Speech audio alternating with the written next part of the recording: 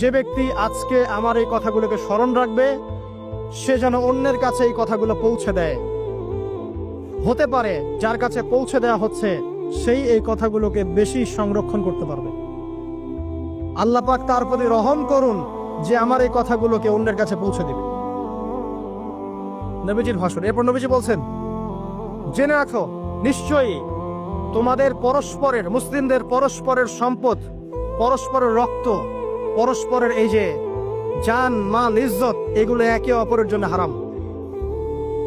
মুসলিমদের পরস্পরের রক্ত, পরস্পরের ইজ্জত সম্মান একে অপরের জন্য হারাম। এর হানি করা একে অপরের জন্য হারাম। ঠিক যেমন আজকের এই দিন হারাম, এই শহর হারাম, এই মাসও হারাম।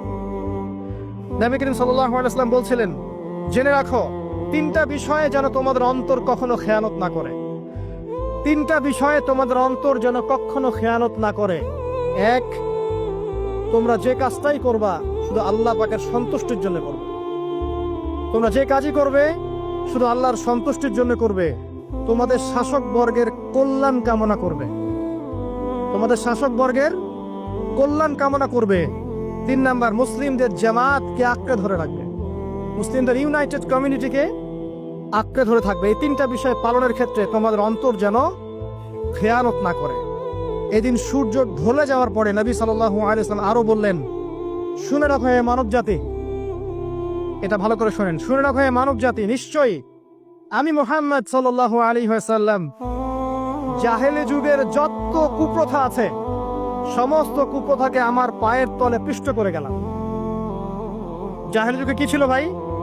শিরিক ছিল, সুদ ছিল, মাদক ছিল, নারীর অবমাননা ছিল, কন্যা সন্তানকে দাফন করা হতো, রক্তক্ষয়ী, হানাহানি, মারামারি, কাটাকাটি ছিল। এগুলো সবকিছুকে আমি আমার পায়ের তলে দাফন করে গেলাম। এটা কি দাফন হয়েছে? তিনি বলছেন, নিশ্চয়ই আমি জাহেলি যুগের সুদকে আমার পায়ে তলে পিষ্ট করে যাচ্ছি।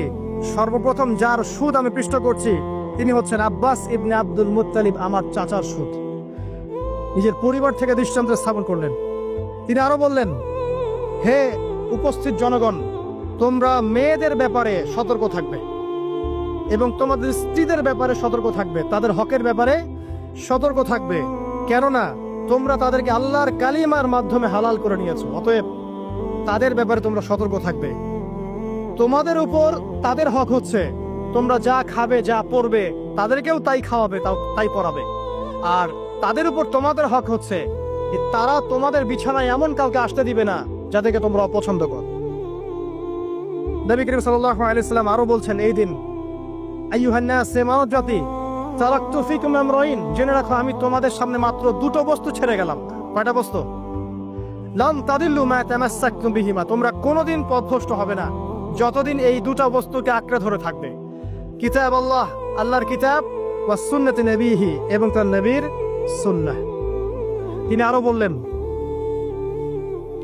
আল মুসলিম, জেনে রাখো প্রকৃত মুসলিম সে ব্যক্তি, মান সালিমাল মুসলিমুনা মিন লিসানিহি ওয়া ইয়াদিহি, যে ব্যক্তির হাত এবং জবান থেকে অন্য মুসলিম নিরাপদ থাকে সেই ব্যক্তি হচ্ছে প্রকৃত মুসলিম।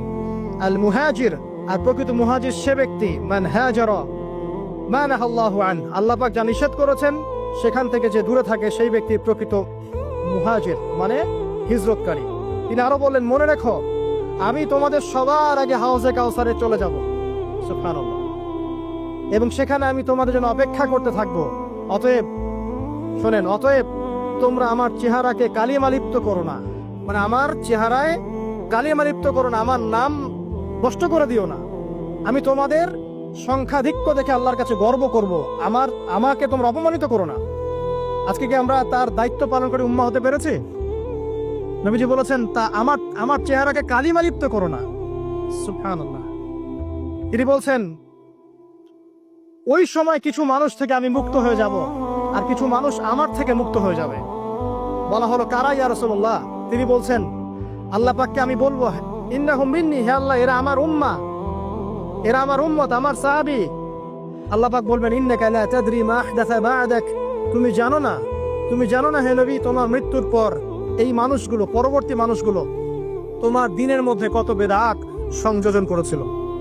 তিনি আরো বলেছিলেন, হে জনগণ, জেনে রাখো প্রত্যেক পরিবারের জন্য প্রতি বছর একটা করে পশু জবাই করার বিধান প্রত্যেক পরিবারের জন্য, সামর্থ্যবান পরিবারের জন্য প্রত্যেক বছর একটা করে পশু জবাই করার বিধান রয়েছে। তিনি আরো বললেন, মনে রাখো, একজনের অপরাধের শাস্তি আর একজন কখনো পাবে না। আর বাবার দোষে ছেলে কখনো দুষ্ট হবে না, ছেলের দোষে বাবাও কখনো অপরাধী হবে না। তিনি আরো বললেন, জেনে রাখো হে মানব জাতি, নিশ্চয়ই শয়তান এই বিষয় থেকে নিরাশ হয়ে গেছে যে তোমরা শয়তানের ইবাদত করবে। শয়তান নিরাশ হয়ে গেছে, কিন্তু শয়তান নিরাশ হয়নি একটা বিষয় থেকে, যে তোমরা একে অপরে হানাহানি, কাটাকাটি, ফিতনা, ফাসাদে ব্যস্ত থাকবে, যেমনটা এখন আমরা করছি। আমরা কিন্তু সরাসরি কখনো শয়তানের ইবাদত করছি না, করছি? মুসলিমরা এখন পরস্পরে হানাহানি, কাটাকাটি, ফাসাদে লিপ্ত আছে। তিনি আরো বললেন যে একজন মুসলিমের জন্য হালাল নয় অন্য মুসলিমের সম্পদ আত্মসাৎ করা, যতক্ষণ না সে স্বেচ্ছায় খুশি মনে তোমাকে সম্পদ প্রদান করে।